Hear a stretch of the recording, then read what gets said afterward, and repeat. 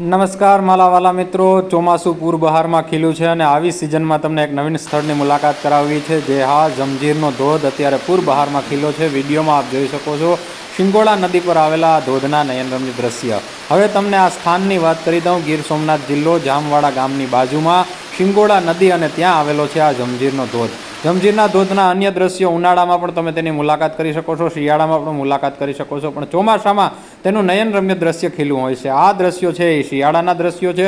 શિયાળામાં પણ નદી વહેતી હોય છે અને ધોધ આ રીતે વહેતો હોય છે। હવે પૌરાણિક વાત કરું તો પાસે જમદગ્નિનો આશ્રમ છે, તેની પણ મુલાકાત કરજો। અને આસપાસ ગીરગઢડા તાલુકો છે। ગીરગઢડા તાલુકાના જામવાડાના પેડા પ્રખ્યાત છે। ગીરગઢડા તાલુકાની આસપાસ સાસણગીર અને એશિયાટિક લાયનની ભૂમિ છે, એટલે આસપાસના નયનરમ્ય દ્રશ્યો ફોટોગ્રાફી માટે ઉત્તમ છે।